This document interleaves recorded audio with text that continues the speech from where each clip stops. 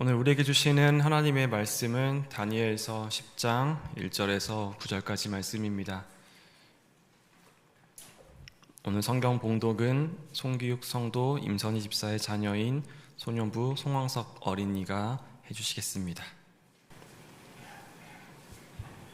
아사왕 고레스 제3년에 한 일이 벨드사살이라 이름한 다니엘에게 나타났는데 그 일이 참되니 곧 큰 전쟁에 관한 것이라. 다니엘이 그 일을 분명히 알았고 그 환상을 깨달으니라. 그때 나 다니엘이 새 이래 동안 슬퍼하며 새 이래가 차기까지 좋은 떡을 먹지 아니하며 고기와 포도주를 입에 대지 아니하며 또 기름을 바르지 아니하리라. 첫째 달 24일에 내가 히데길이라 하는 큰 강가에 있었는데 그때 내가 눈을 들어 바라본즉 한 사람이 새 마포 옷을 입었고 허리에는 우바스 순금띠를 띠었더라. 또 그의 몸은 황옥 같고 그의 얼굴은 번갯빛 같고 그의 눈은 횃불 같고 그의 팔과 발은 빛난 녹과 같고 그의 말소리는 무리의 소리와 같더라. 이 환상을 나 다니엘이 홀로 보았고 나와 함께한 사람들은 이 환상을 보지 못하였어도 그들이 크게 떨며 도망하여 숨었느니라. 그러므로 나만 홀로 있어 이 큰 환상을 볼 때에 내 몸에 힘이 빠졌고 나의 아름다운 빛이 변하여 썩은 듯 하였고 나의 힘이 다 없어졌으나 내가 그의 음성을 들었는데 그의 음성을 들을 때 얼굴을 땅에 대고 깊이 잠들었느니라.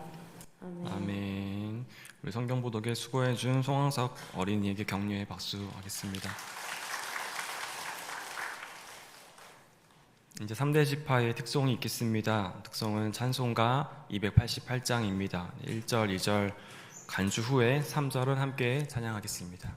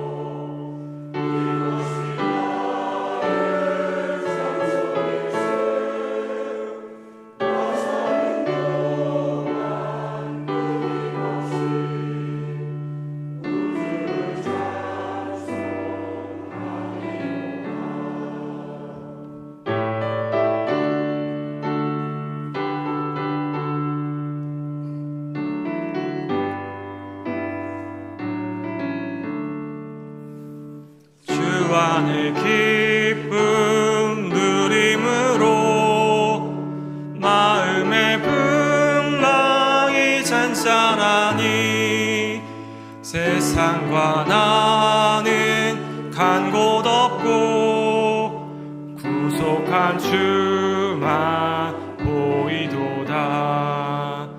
이것이 나의 간증이요 이것이 나의 찬송일세. 나 사는 동안 끊임없이 구주를 찬송하리로다.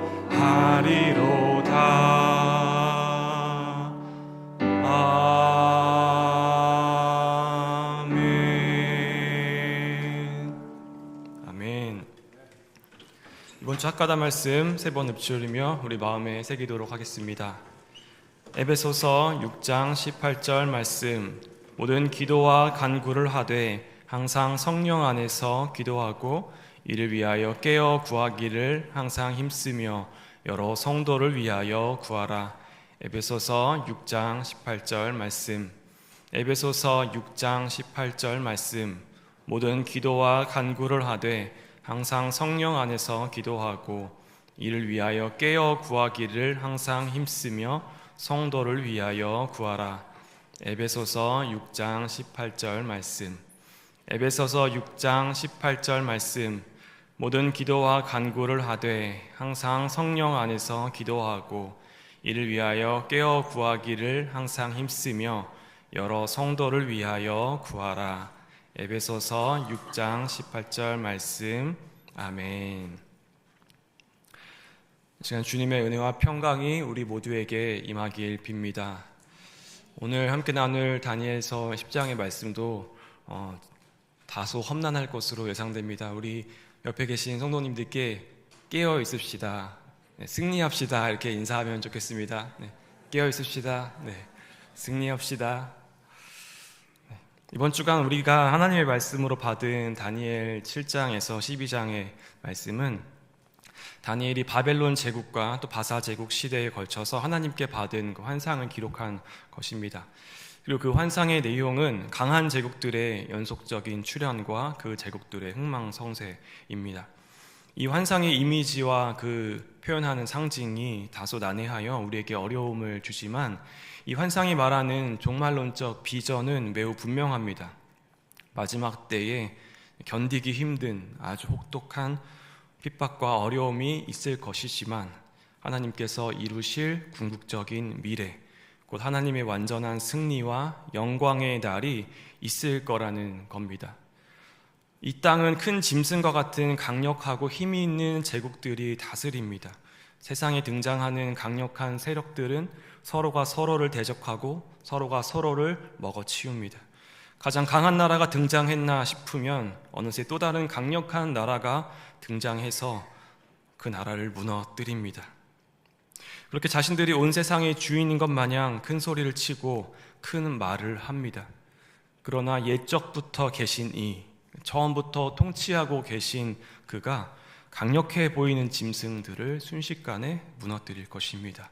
그래서 하나님의 심판 앞에 큰 짐승의 힘은 하룻밤의 꿈이며 바람에 나는 겨와 같게 됩니다. 그들은 이미 권세를 빼앗겼고 최종 심판의 날을 기다리는 것에 불과합니다. 세상의 권세 잡은 이들은 강력한 짐승을 이기기 위해 더 센 짐승이 되고자, 더 강한 나라가 되고자 몸부림치지만 최종 승리는 어린 양, 십자가에 못 박히신 참 사람으로 오신 하나님, 그리고 곧 다시 오실 주님께 그 승리가 있다는 것이 다니엘의 환상이 보여주는 종말론적 비전입니다. 성경의 말씀은 계속해서 오시는 하나님을 증언합니다. 옛적부터 계시니 지극히 높으신 이가 다시 오신다는 겁니다. 마가복음 14장 62절은 이렇게 증언합니다. 예수께서 이르시되 내가 그니라 인자가 권능 자의 우편에 앉은 것과 하늘 구름을 타고 오는 것을 너희가 보리라. 아멘. 우리가 지금 살아가고 있는 현실은 하나님을 대적하는 그러한 세력들이 득세하는 현실입니다. 그리스도인들의 신앙을 무너뜨리고 하나님의 통치에 저항하는 악의 세력이 위세를 떨치는 그러한 현실입니다. 계시록에선 이 세력을 붉은 용이나 옛뱀과 같은 짐승으로 표현하기도 하는데요. 그러나 아무리 현실의 위력이 대단할지라도 최종적으로 죽임을 당하게 되는 것은 짐승, 악의 세력입니다. 이는 동시에 하나님의 승리, 그리고 그 승리의 영광을 뜻합니다. 이것이 바로 환상을 통해 주어진 바입니다. 그래서 환상이라고 쓰나 사실은 곧 이루어질 현실인 겁니다. 다니엘은 환상을 통해서 그 과정과 곧 이루어질 그 최종적 현실을 깨달았습니다. 그리고 오늘 우리는 하나님의 말씀을 통해서, 성경 말씀을 통해서 그것을 전해 듣습니다. 그래서 다니엘의 환상은 오늘 우리의 환상이 됩니다. 주님의 승리와 그 그 승리의 영광을 오늘 우리도 함께 바라보는 겁니다. 그리고 그 환상을 본 우리에게 요구되는 것은 이제 그 환상을 신뢰하고 확신하는 것, 즉 우리의 현실에서 득세하는 악의 세력을 인정하지만 동시에 하나님께서 행하실 영광의 날에 악의 세력이 완전히 소멸될 것이라는 사실을 믿는 것입니다. 우리 모두에게 이러한 믿음이 있기를 간절히 소망합니다. 오늘 본문에서 다니엘은 한 환상을 보고 깨닫습니다. 1절 말씀을 함께 읽겠습니다. 1절 말씀입니다. 바사왕 고레스 제3년의 한 일이 벨드사살이라 이름한 다니엘에게 나타나는데 그 일이 참되니 곧 큰 전쟁에 관한 것이라. 다니엘이 그 일을 분명히 알았고 그 환상을 깨달으니라. 아멘. 먼저 고레스 시대는 바벨론이 멸망하고 유다 포로들이 본토로 귀환을 시작한 그때입니다. 그러나 다니엘은 아직 바벨론식의 이름을 쓰는 것으로 봐서, 그렇게 바벨론식 이름으로 불리고 있는 걸로 봐서 다니엘은 아직 본토로 돌아가지 않고 여전히 이방 땅에서 살아가고 있는 것처럼 보입니다. 그렇게 벨드사살이라는 이름으로 살아가는 그에게 한 일, 곧 한 환상이 나타나는데요. 그 환상은 바로 큰 전쟁에 관한 것입니다. 그러니까 이 세상 가운데 큰 전쟁, 큰 군대가 있을 거라는 말입니다. 그리고 그 환상은 참된 것이라고 말씀합니다. 그런데 이 환상을 보고 깨달은 다니엘의 대응이 인상적입니다. 우리 2절과 3절의 말씀도 함께 읽겠습니다. 2절과 3절입니다. 그때에 나 다니엘이 새 일의 동안을 슬퍼하며 새 이래가 차기까지 좋은 떡을 먹지 아니하며 고기와 포도주를 입에 대지 아니하며 또 기름을 바르지 아니하니라. 아멘. 그가 슬퍼하고 좋은 떡을 먹지 않고 또 고기와 포도주를 입에 대지 않은 것은 일종의 종교적인 의식을 행한 것입니다. 한마디로 기도를 했다라고 볼 수 있는 것이죠. 그러니까 다니엘은 그 환상, 곧 다가올 전쟁에 대한 환상으로 인해서 지금 굉장히 마음 아프고 애통하고 그렇게 슬퍼하고 탄식하며 있다는 겁니다. 어제 앞선 9장에서 다니엘이 금식하면서 자신과 백성의 죄악을 하나님 앞에 기도했던 것과 통하는 대목입니다. 다니엘은 늘 기도하는 사람이었기 때문에 어제 9장의 말씀에서는 그 민족의 죄악을 하나님 앞에 내어놓으며 마음 아파했다면 오늘은 민족의 현실과 또 그 현실에 앞으로 다가올 그 민족의 미래에 대해서 듣고 마음 아파하며 애통하고 있는 것입니다. 다니엘은 좋은 음식을 삼가며 탄식하고 하나님께 부르짖습니다. 오늘 이 다니엘의 기도에 우리가 다시 한번 주목해 보면 좋겠습니다. 다니엘이 이렇게 하나님 앞에 새 이래 동안 탄식하며 기도한 이유는 무엇일까요? 젊은 나이 이방 땅에 붙들려 와서 이제 80세가 훌쩍 넘은 이 고령의 나이인 다니엘, 그는 무엇을 위해서 새 이래 동안 21일 동안 절제하고 탄식하며 그렇게 하나님 앞에 나아갔을까요? 바벨론은 망했고 포로들은 귀환을 시작했지만 다시 본토로 돌아간다고 한들 민족의 여건은 여전히 좋지 않았을 겁니다. 바벨론에서 태어난 포로 2세들은 이미 바벨론 땅이 익숙하니 돌아가려는 마음조차 없었을 겁니다. 또 남아있던 이들은 이제 새로운 기득권이 돼 있을 터이기 때문에 돌아온 이들과의 갈등도 피할 수 없었을 겁니다. 설상가상으로 그는 큰 전쟁의 환상을 봅니다. 큰 군대가 또 자신의 민족에게 재앙을 가져다 줄 것을, 그 말씀을 들으니 그는 탄식하지 않을 수 없었던 겁니다. 탄식은 하나님 외에 달리 의존할 길이 없을 때, 하나님께 기도하는 것 말고는 도저히 더 이상 할 수 있는 일이 없을 때, 그 고통스러운 현실 가운데 하나님께 부르짖는 기도가 탄식 기도입니다. 고난과 환단이 우리 앞을 완전히 가로막아 도저히 헤쳐나갈 길이 보이지 않을 때 주님께 부르짖는 것이 바로 탄식입니다. 다니엘은 그 다가올 큰 전쟁을 보며 자신의 민족이 처한 현실을 보며 탄식합니다. 민족의 아픔을 자신의 것으로 끌어안으며 하나님께 엎드려 기도합니다. 이렇게 다니엘이 새 이래 동안 기도했던 그 핵심은 바로 민족과 공동체를 향한 탄식입니다. 오늘 이 다니엘의 기도는 개인적이고 사사로운 기도만을 하나님 앞에 내어놓는 우리의 익숙한 신앙에 큰 도전을 던집니다. 우리는 개인적이고 사사로운 기도를 넘어 나라와 민족을 위해 슬퍼하고 또 탄식하며 기도로 나아가야 합니다. 우리의 먹고 사는 문제 또한 너무나 중요하지만 우리에겐 기도의 책임이 있고 또 그리스도인으로서 오늘 우리 사회의 현실에 대한 책임이 분명히 있습니다. 이 땅의 악과 부정이 성행하고 또 생명이 경시되는 이 현실 앞에 우리의 교회의 수가 이 땅 위에 넘쳐나는 것만큼 그만큼 더 큰 책임이 있는 겁니다. 다니엘은 9장에서 하나님께 자신의 민족의 죄악을 내어놓으며 하나님의 긍휼을 구했습니다. 이 긍휼 라함임이라는 말은 여성의 자궁을 뜻하는 라함에서 파생된 명사인데요. 그렇다면 긍휼이란 말은 태중의 자식에 대한 어머니의 마음을 나타낸다고 볼 수 있겠습니다. 다니엘은 하나님께서 연약한 어린 자녀를 향한 어머니의 마음으로 그 패역한 백성을 불쌍히 여기시기를 구했던 겁니다. 오늘 우리도 하나님께 이 어머니의 마음으로 우리에게 긍휼 베풀어 주시길 기도하며 나아가길 바랍니다. 그렇게 민족을 위하여 애통하며 슬퍼하는 다니엘에게 하나님은 히데겔 강가에서 역사하십니다. 8장에서 다니엘은 을레 강가에서 환상을 보았는데 여기서는 히데겔 강가에서 환상을 봅니다. 에스겔 1장 말씀을 보면 에스겔은 그발 강가에서 하늘이 열리며 하나님의 영광을 보았다라고 말씀하는데요. 그래서 이 강가는 일종의 기도처와 같은 곳입니다. 사도행전 16장에서 바울의 무리는 빌립보에서 기도할 곳이 있을까 하여 강가에 나아가 보기도 합니다. 아마도 기도하기 전에 정결례를 행하기 위해 강가를 찾았을 겁니다. 그 히데겔 강가에는 기도를 하러 온 여러 사람들이 있었습니다. 다니엘과 함께 여러 명의 사람들이 있었습니다. 그런데 다니엘만 거기서 홀로 환상을 보았다라고 말씀합니다. 함께 그 자리에 있다고 해서 모두가 같은 것을 경험하는 것은 아닐 겁니다. 함께한 사람들은 환상을 보지 못했고 크게 떨며 도망하며 숨었습니다.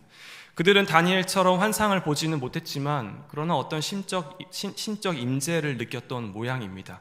아마도 그래서 그들은 하나님 그 신적 임재를 느끼고 그들은 도망가고 크게 떨며 숨었습니다.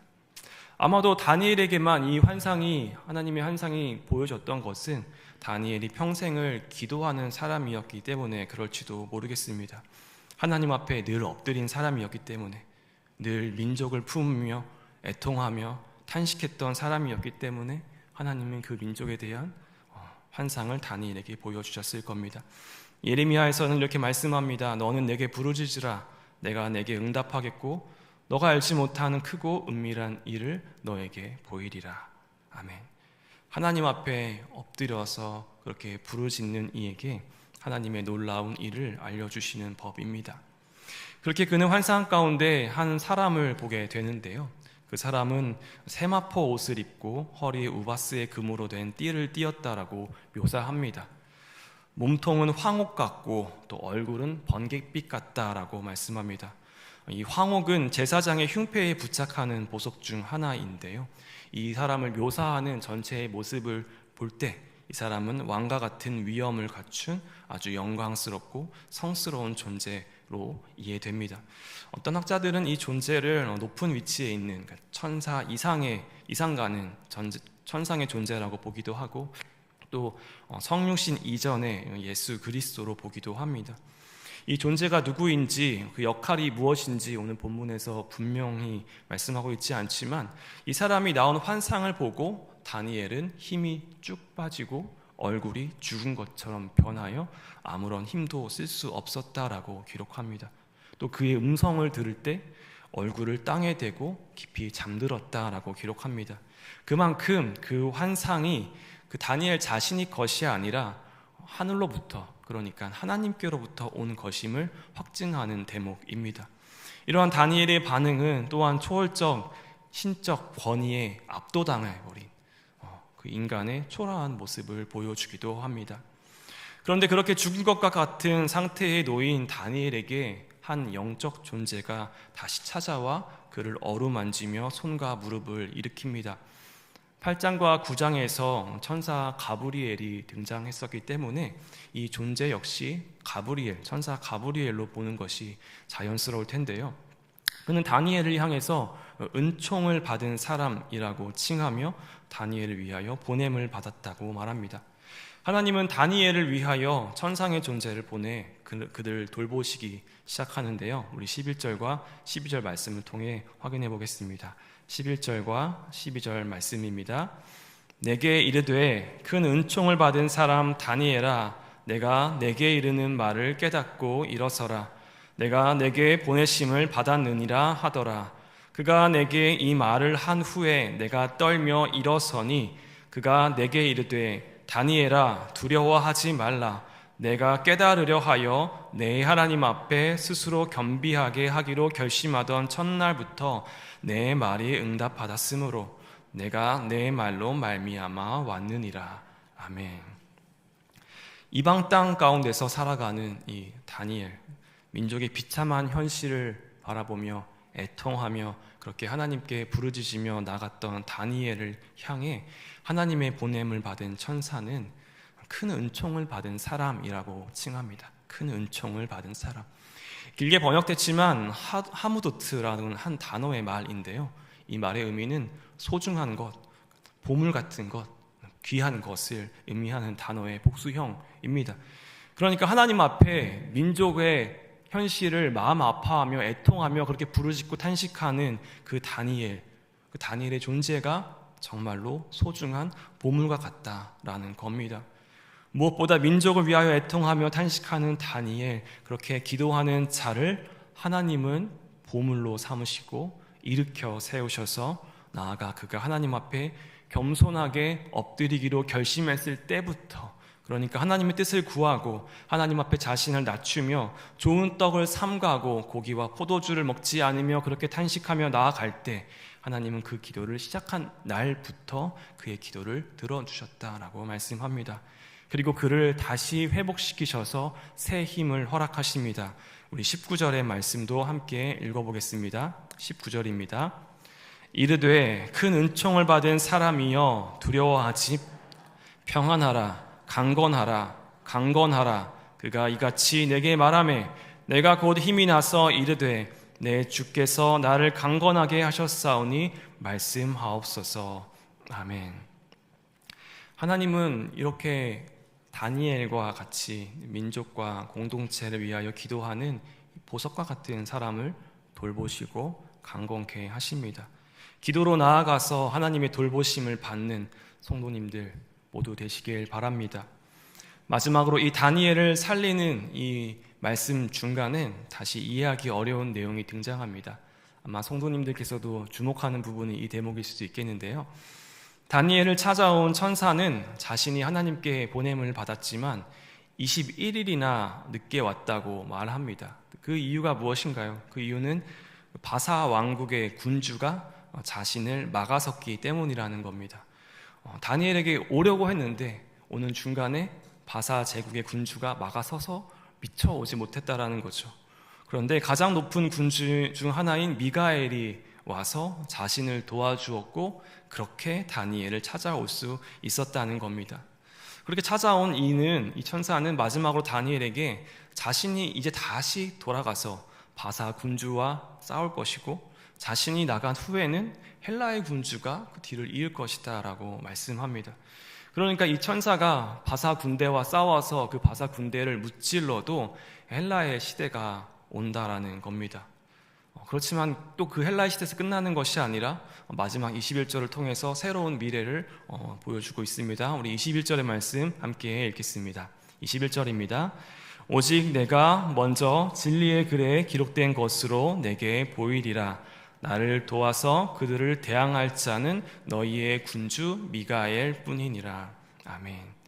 이스라엘을 지키는 천사 미가엘이 가브리엘을 도와서 이 백성을 지키고 보호한다라는 말씀입니다.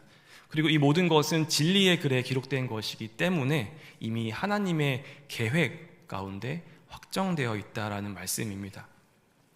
땅에 나라가 있고 하늘에 천사가 있어서 이 땅의 나라의 싸움을 하늘의 천사들의 싸움에서 결정한다라는 이 이원론적 세계관이 우리에게 익숙하지는 않습니다. 그러나 이 말씀은 우리에게 사람들이 살아가는 이 땅에서의 싸움은 결국 하늘에서의 싸움이며 그런 점에서 영적인 전쟁이라고 말합니다. 우리 눈에 보이는 이 땅의 현실 말고 그것을 넘어서는 어떠한 영적인 세계, 영적인 싸움이 있다라는 겁니다. 비록 이 땅에서의 현실은 지극히 암담하고 다니엘은 그 현실 앞에 고통스럽게 기도하였지만 이 땅의 싸움의 최종 결판은 하늘에서 이루어지니 그러니 두려워하지 말라, 염려하지 말라라는 말씀입니다. 왜냐하면 하늘에서 그들을 돕는 이, 곧 하나님께서 보내신 이가 더 강하기 때문입니다. 그리고 여기에 꿈과 소망이 있습니다. 에베소서 6장 12절은 이렇게 말씀합니다. 우리의 씨름은 혈과 육을 상대하는 것이 아니요 통치자들과 권세들과 이 어둠의 세상 주관자들과 하늘에 있는 악의 영들을 상대함이라. 아멘. 우리가 밟고 있는 이 땅에서 눈에 보이는 싸움이 다가 아니라는 말씀입니다. 여전히 우리 눈에는 악의 세력이 득세하는 것 같고 악한 사람들이 승리하는 것 같고 우리 눈에 강하게 보이는 제국들이 앞서가고 우리 위에 군림하는 것 같으나 하늘에서 보내신 이가 그의 백성을 지켜주신다라는 말씀입니다. 큰 은총을 받은 사람이여 두려워하지 말라, 평안하라, 강건하라 이 말씀을 신뢰하면서 하나님 앞에 더욱 기도로 나아가는 우리 모두 되기를 간절히 소망합니다. 함께 기도하겠습니다. 하나님, 다니엘에게 깨닫게 하시고 또 일어서게 하신 것처럼 오늘 우리도 하나님의 말씀을 깨우치며 그 말씀의 소망과 꿈을 발견하게 하옵소서. 무엇보다 다니엘과 같이 민족의 아픔에 탄식하며 나라와 공동체를 위해 애통하며 하나님께 엎드려 궁유를 구하게 하옵소서. 그래서 다니엘이 겸비하며 하나님 앞에 엎드릴 때부터 그 기도에 응답하신 주님의 돌보심을 경험하는 큰 은총 받은 자 되게 하옵소서. 다시 오실 주님의 완전한 승리와 그 영광을 바라봅니다. 늘 깨어있어 이 세계를 분별케 하시고 또 이 세계에서 승리하기 위해 스스로 강한 짐승이 되는 방식이 아니라 하나님의 승리를 기대하며 오시는 주님을 기대하는 믿음의 삶을 살아가게 하옵소서. 예수님의 이름으로 기도합니다. 아멘. 이 시간 말씀을 기억하며 기도할 때 오늘은 먼저 이 나라와 민족을 위해 기도하기 원합니다. 우리 나라와 민족을 바라볼 때 이 땅 가운데 강하게 힘을 펼치고 있어 보이는 악의 영, 악의 세력, 음란의 세력, 범죄의 세력, 거짓의 세력, 분열의 세력, 이러한 세력들 앞에 우리는 항상 싸우고 있습니다. 매일같이 벌어지는 모든 폭력과 사기와 음란의 범죄가 이 땅 위에 발붙이지 못하도록 하나님의 다스림을 거스리는 법과 제도가 세워지지 않도록 굽지 않은 공평한 재판과 소외되고 연약한 이들을 돌보는 의로움이 이 땅 가운데 우뚝 솟을 수 있도록 함께 기도하기 원합니다. 계층 간 갈등, 남성과 여성 간의 갈등, 세대 간의 갈등, 지역 간의 갈등, 우리 사회의 갈등을 조장하고 분열을 일으키는 이 악한 힘에 우리가 저항하며 극복하는 나라 될 수 있도록 성령 하나님이 부어주시는 화해의 영을 소망하며 기도하기 원합니다. 우리 민족과 나라의 연약함을 이 시간 하나님 앞에 내어놓고 간절히 기도하기 원합니다. 한국의 교회를 위하여 기도합시다. 이 땅에 교회는 많고 여전히 그리스도인은 많지만 하나님의 정의와 공의는 이 땅에서 멀어져 보일 때가 많습니다. 우리에게 책임이 있음을 깨닫고 그 책임에 올바르게 반응하는 이 땅의 모든 교회 되도록 이 시대를 잘 분별하며 하나님의 사명을 감당하는 교회 되도록 중보하며 함께 기도하기 원합니다. 나아가 우리 교회를 위하여 기도합시다. 먼저는 우리 육체의 병듦과 연약함으로 어려움에 처한 우리의 지체들을 위해 기도합시다. 무엇보다 오랫동안 병상과 고통에 처해 있는 우리의 지체들을 우리가 잊지 않고 또 그 지체들을 포기하지 않고 기도하기 원합니다. 한 분 한 분 떠올리며 이 시간 함께 중보하며 기도하기 원합니다. 또 우리 교회의 다음 세대를 위해 기도합시다. 다음 세대라고 했지만 사실 지금 세대, 동세대입니다. 미래의 주인공이 아니라 오늘의 주인공입니다.